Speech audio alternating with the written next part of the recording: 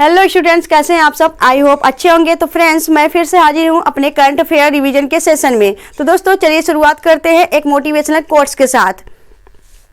लक्ष्य ज़्यादा दूर नहीं, अपनी प्रयास थोड़ी तेज करो। लक्ष्य ज़्यादा दूर नहीं, अपनी रफ्तार थोड़ी तेज करो। आज खामोशी से पढ़कर अपनी सफलता की कहानी लिखो। तो दोस्तों आज खामोशी से पढ़ना है और कल अपनी सफलता की कहानी लिखनी है।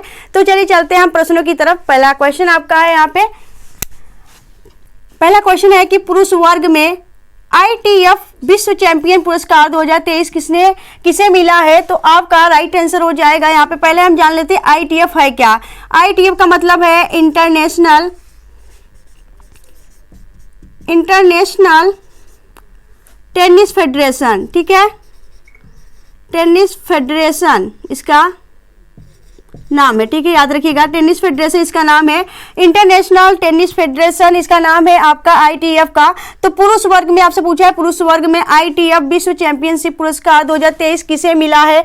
तो आपका राइट आंसर हो जाएगा नोवाक जोकोविच। दोस्तों ये दोनों को मिला है, पुरुष वर्ग में भी मिला है, महिला वर्ग में भी मिला है। तो दोनों को देख लेते हैं। तो यहाँ पे हम जानते हैं कि नोवाक जोकोविच को यह मिला है दोस्तों, जो कि आपके सर्बिया से बिलोंग करते हैं या सर्बिया के रहने वाले हैं नोवाक जोकोविच। इनको आपका यह अवार्ड दिया गया है विश्व चैंपियन पुरुष। ठीक है, विश्व चैंपियन पुरस्कार 2023। बात करेंगे पुरुष में मिला है नोवाक जोकोविच को और आपकी महिला में मिला है आर्यन सबलेंका को। यहाँ पे बात करेंगे नोवाक जोकोविच की। तो नोवाक जोकोविच जो कि आपके 2023 में ऑस्ट्रेलियन ओपन, फ्रेंच ओपन, इसके अलावा आपका US ओपन, यह सभी तीनों आपके जीते हैं। कौन? नोवाक जोकोविच। और नोवाक जोकोविच को यह पुरस्कार 8वीं बार मिल रही है। मतलब इससे पहले भी इन्हें अवार्ड मिल चुका है, तो 8 बार विजेता है इस आपके विश्व चैंपियन पुरस्कार के। ठीक है, याद रखिएगा।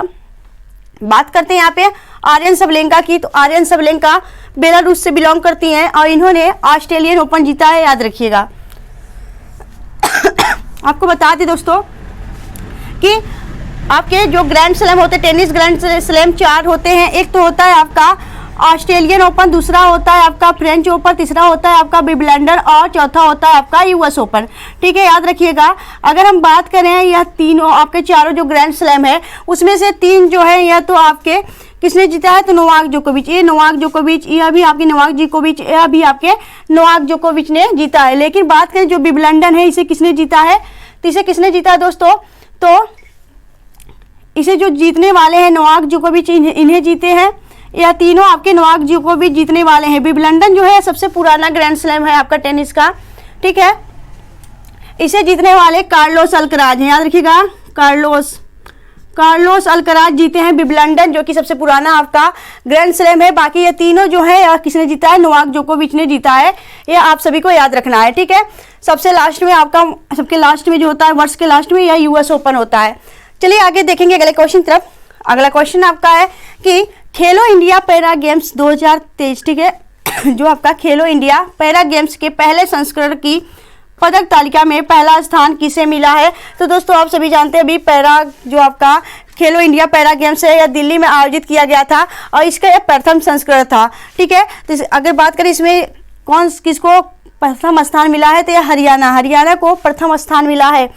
हरियाणा जो है इसमें 40 गोल्ड लाया है। इसके अलावा आपका 105 पदक जीते हैं, याद रखिएगा। हरियाणा के बाद जो सेकंड पे था, अगर हम बात करें सेकंड नंबर पे कौन था, तो सेकंड नंबर पे आपका यूपी रहा है आपके खेलो इंडिया पैरा गेम्स में। ठीक है, यहाँ पे बात करेंगे इसके शुभांकर की। तो इसके शुभांकर उज्ज्वला है। ठीक है, उज्ज्वला इसका शुभांकर रहा है। अगर हम बात करें कि शुभांकर जो उज्ज्वला है वह किससे संबंधित है, तो यह आप सभी जानते हैं कि जो आपका खेलो इंडिया पैरा गेम्स का प्रथम संस्करण हुआ था या दिल्ली में आयोजित हुआ था, तो यह जो उज्ज्वला है दोस्तों उसी से संबंधित है। उज्ज्वला जो आपकी दिल्ली है, दिल्ली केंद्र शासित प्रदेश, वहाँ की जो आपकी राजकीय पक्षी है वह है आपका क्या, गौरैया। तो गौरैया का नाम है आपका उज्ज्वला।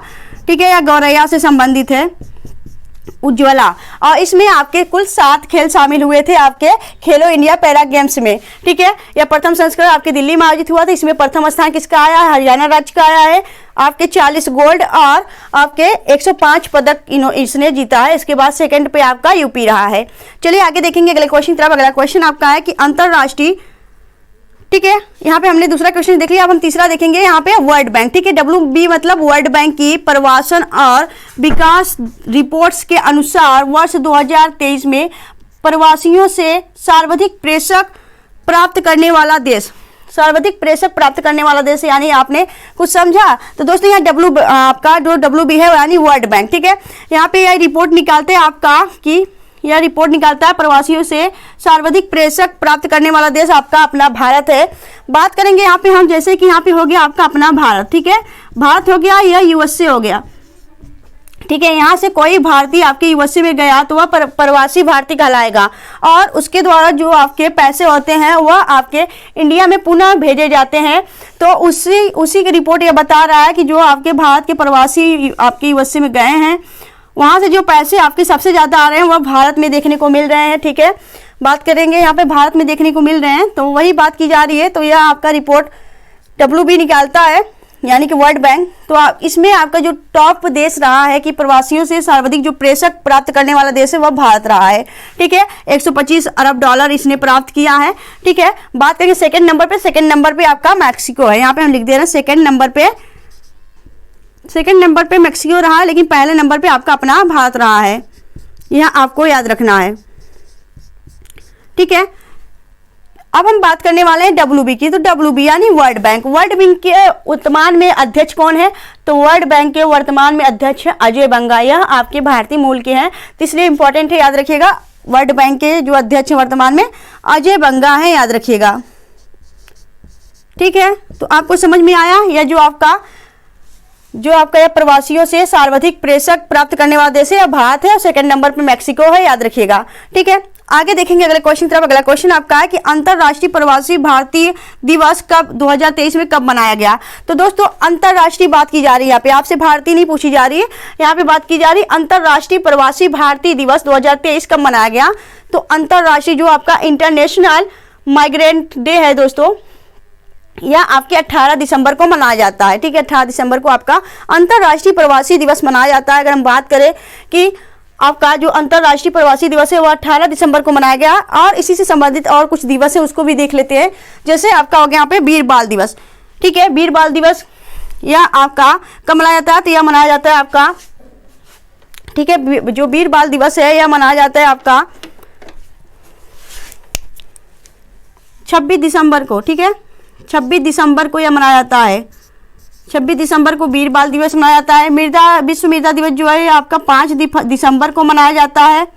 इसके अलावा अगर हम बात करें सुशासन दिवस कब मनाया जाता है, तो सुशासन दिवस जो है यह आपका मनाया जाता है 25 दिसंबर को। ठीक है, 25 दिसंबर को सुशासन दिवस मनाया जाता है। गुड गवर्नेंस डे या किसकी जयंती पे मनाया जाता है? तो यह आपके सरदार वल्लभ भाई, सॉरी, यह जो आपका सुशासन दिवस है यह आपके अटल बिहारी वाजपेयी के जन्म दिवस पे मनाया जाता है।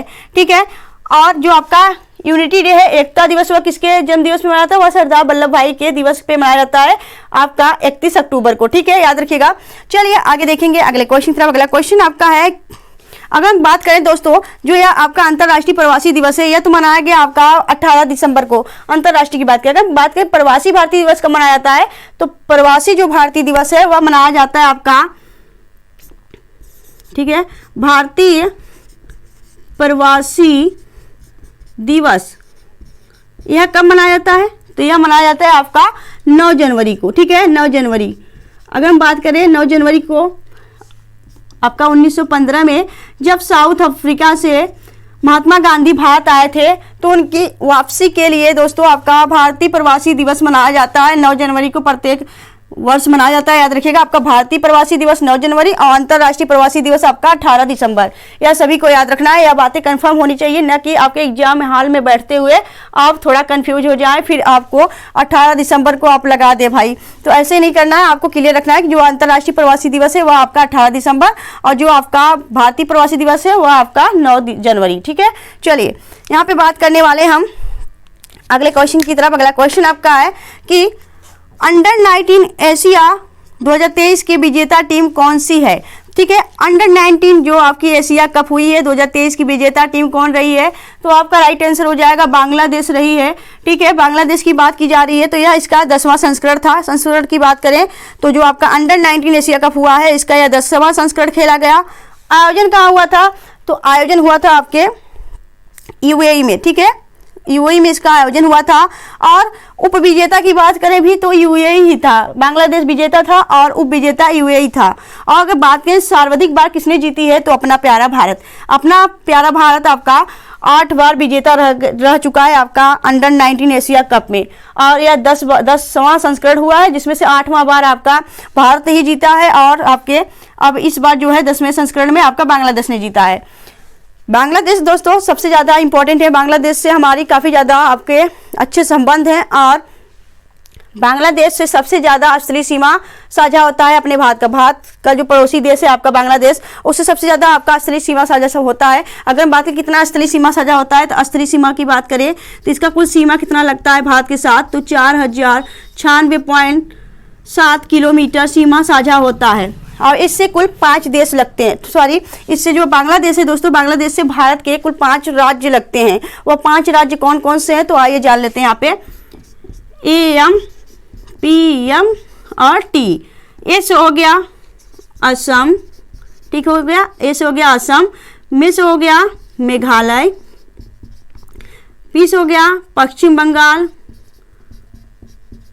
और यम से हो गया मिजोरम, और टी से हो गया त्रिपुरा। ठीक है, तो याद रखिएगा, इसे ट्रिक आप याद रख सकते हैं। AM, PM, T कुल 5 राज्य लगते हैं बांग्लादेश के साथ। असम, मेघालय, पश्चिम बंगाल, मिजोरम और त्रिपुरा।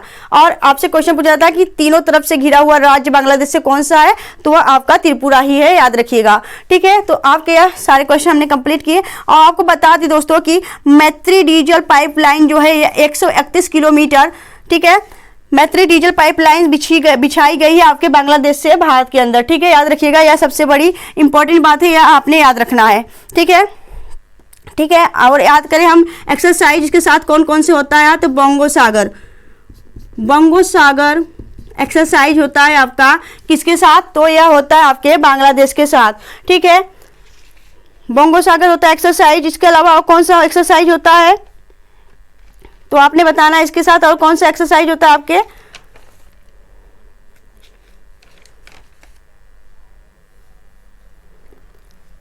ठीक है, तो बंगोसागर जो एक्सरसाइज होता है वह होता है आपका बंगोसागर होता है आपका जो एक्सरसाइज है वो बांग्लादेश के साथ होता है।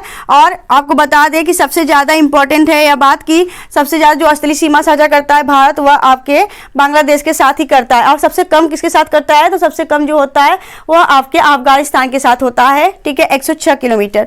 चलिए नेक्स्ट देखेंगे हम अगले क्वेश्चन की तरफ। अगला क्वेश्चन आपका है कि भारतीय वायुसेना कौन सी वायु रक्षा मिसाइल का सफल परीक्षण किया है। तो दोस्तों याद रखिएगा, जो भारतीय वायुसेना है वह कौन सी वायु रक्षा मिसाइल का सफल परीक्षण किया है, तो याद रखिएगा उसका नाम है समर। ठीक है, समर नाम का एक वायु रक्षा मिसाइल का सफल परीक्षण किया है। अगर हम बात करें कि समर जो है, समर का पूरा नाम क्या है, याद रखना है आपको। समर का नाम है आपका surface to air missile for assured relay, ठीक है, रिटेलिएशन। ठीक है, एश्योर्ड रिटेलिएशन इसका पूरा नाम है समर का। अगर हम बात करें समर जो है, समर आपका कोई मिसाइल नहीं है, यह एक रक्षा प्रणाली, एक सिस्टम है। ठीक है, सिस्टम है। यह सुनिश्चित प्रतिरोध के लिए यह सतह से हवा में मार करने वाली वायु रक्षा प्रणाली है। और यह किसके अंदर सिस्टम सेट होगी, तो यह आकाश मिसाइल के अंदर सेट होगी। और इसकी जो आपकी रेंज है वह 25 से 30 किलोमीटर आपकी इसकी रेंज है। और इससे क्या होने वाला है, जैसे कि कोई भी आपके मिसाइल आपके भारत में छोड़ रहा है, ठीक है, कोई भी मिसाइल आपके भारत में छोड़ रहा है, तो यह जो आपका सिस्टम है, जो ये आपका समर नाम का सिस्टम है, वह आपके पहले ही आपका अनुमान लगा लेगा। जब वह आपका जो मिसाइल होगा पड़ोसी देश का, जैसे आपके अटैक होने वाली है, तो वो पहले ही सिस्टम समझ लेगा कि भाई 25-30 किलोमीटर पहले से ही बता देगा कि यह आने वाली है। वह सिस्टम अपना तैनात हो जाएगा उसे आपका नाश्ते नाबूद करने के लिए। तो याद रखिएगा, जो यह समर नाम का है सिस्टम प्रणाली है, याद रखिएगा, इसे भारतीय वायुसेना ने आपका इसका सफल परीक्षण किया है, याद रखिएगा। ठीक है, नेक्स्ट देखने वाले हैं हम सर्वेद। ठीक है, सर्वेद मंदिर का उद्घाटन कहाँ हुआ है? इसे हम सर्वेद ही पढ़ेंगे, ठीक है। सर्वेद मंदिर का उद्घाटन कहाँ हुआ है? तो इसका उद्घाटन हुआ है वाराणसी में, ठीक है। इसका उद्घाटन वाराणसी में हुआ है। यह विश्व का सबसे बड़ा ध्यान केंद्र है, यह मंदिर नहीं है, यह सबसे बड़ा आपका मेडिटेशन सेंटर है, ठीक है। मेडिटेशन सेंटर विश्व का सबसे बड़ा यह ध्यान केंद्र है। यहाँ पे बात करें तो यह वाराणसी में स्थित है। यह 7 मंजिला है, ठीक है। 7 मंजिला है। इसके अलावा अगर बात करें हम, इस पे 4000 दोहे हैं इसमें लिखे गए हैं, और इसके अलावा यहाँ पे 20,000 लोगों की बैठने की सुविधा की गई है। इसमें 135 फीट ऊंची सदगुरु जी की प्रतिमा है। याद रखिएगा, यह आपका 135 फीट ऊंची सदगुरु देव जी की प्रतिमा है। इसमें आपके जो आपका सर्वेद मंदिर है, जिसका उद्घाटन आपके वाराणसी में किया गया आपके प्रधानमंत्री जी के द्वारा, ठीक है। यह सबसे बड़ा आपका मेडिटेशन सेंटर है, ठीक है। तो याद रखिएगा सर्वेद मंदिर आपके वाराणसी में, ठीक है। ध्यान केंद्र सबसे बड़ा है, तो यह आप सभी को याद रखना है। नेक्स्ट क्वेश्चन हम देखने वाले हैं। तो अगला क्वेश्चन आपका है कि रोम इटली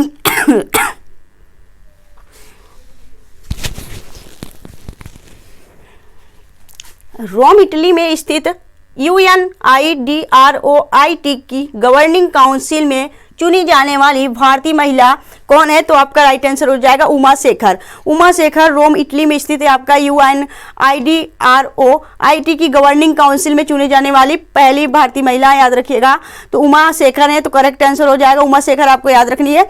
बाकी इसके फुल फॉर्म की आपकी जरूरत नहीं, इसकी फुल फॉर्म आपसे नहीं पूछने वाली है। तो आपको बस इतनी पता रखना है, इतना पता रखना है कि रोम इटली में स्थित जो UNIDROIT है की गवर्निंग काउंसिल हुई, इसमें कौन सी भारतीय महिला चुनी गई है? तो उमा शेखर चुनी गई हैं, ठीक है। चलिए आगे देखेंगे अगले क्वेश्चन की तरफ। अगला क्वेश्चन आपका है कि केंद्र सरकार ने लीड्स 2023 रिपोर्ट्स में अचीवर्स श्रेणी में किस केंद्र शासित प्रदेश को प्रथम स्थान मिला है? तो दिल्ली और चंडीगढ़, ठीक है। दिल्ली और चंडीगढ़, ठीक है। केंद्र सरकार ने लीड्स 2023 की रिपोर्ट्स में अचीवर्स की श्रेणी में किस केंद्र शासित प्रदेश को प्रथम स्थान मिला है? तो दिल्ली और चंडीगढ़ को यह प्रथम स्थान मिला है, याद रखिएगा। अगर हम बात करें जो लीड्स है, इसका पूरा नाम क्या है? तो logistics is across different state, इसका पूरा नाम है, याद रखिएगा। और इसे कौन से मंत्रालय के अंतर्गत आता है? यह आता है वाणिज्य एवं उद्योग मंत्रालय के अंतर्गत, जिसके मंत्री कौन है? पीयूष गोयल है, याद रखिएगा, ठीक है। पीयूष गोयल, इसके मंत्री पीयूष गोयल है। इनके द्वारा इसका रिपोर्ट निकाला गया, जिसके द्वारा आपका किस केंद्र शासित प्रदेश इसमें स्थान पे रहा? तो दिल्ली और चंडीगढ़ रहा, याद रखिएगा। इसके अलावा अगर हम बात करें नेक्स्ट क्वेश्चन की, अगला क्वेश्चन आपका है कि राष्ट्रीय गीता महोत्सव 2023 का भागीदार राज्य कौन सा रहा? तो आपका जो यह राष्ट्रीय गीता महोत्सव 2023 है, इसकी शुरुआत 2016 में की गई थी, और इसका जो 2023 में भागीदार राज्य रहा वह असम रहा है, ठीक है। असम रहा। और इसके उद्घाटन किसने किया है? तो उपराष्ट्रपति जो जी आपके हैं जगदीप धनखड़ जी, उनके द्वारा इसका उद्घाटन किया गया। अगर हम बात करें इसका होस्ट कौन था? तो कुरुक्षेत्र इसका होस्ट था, और इसकी शुरुआत 2016 में की गई थी। यह सभी करंट अफेयर्स आपको रिवीजन करने हैं, याद रखना है, ठीक है, ठीक है। तो यह सभी बातें आपको याद रखनी है। तो थोड़ी हमें खांसी आ रही फ्रेंड्स, तो आप लोग इसे देख लीजिएगा, ठीक है। आज तो यह वीडियो आपको कैसी लगी आप हमें कमेंट सेक्शन में कमेंट के जरूर बताया करिए, अपने ओपिनियन शेयर करिए करिए, जिससे कि हमें भी पता हो कि आप सबको यह क्लास अच्छी लग रही है या नहीं अच्छी लग रही है। और आपको बता दें दोस्तों कि करंट अफेयर रिवीजन करना कितना इंपॉर्टेंट है। करंट अफेयर से संबंधित आपके हर एग्जाम में क्वेश्चन पूछे जाते हैं। अगर आप लोग ने अभी एसआई का देखा होगा, बिहार एसआई में, उसमें भी करंट अफेयर से रिलेटेड बहुत क्वेश्चन आए थे। तो ये सभी बातें आपको ध्यान रखनी है, और करंट अफेयर का रिवीजन अपने सोनम मैम के साथ ऐसे ही कंटिन्यू करते रहना है। तो फ्रेंड्स मिलेंगे आपसे नेक्स्ट वीडियो में ऐसी बेस्ट कंटेंट के साथ। तब तक के लिए bye bye and thanks for watching.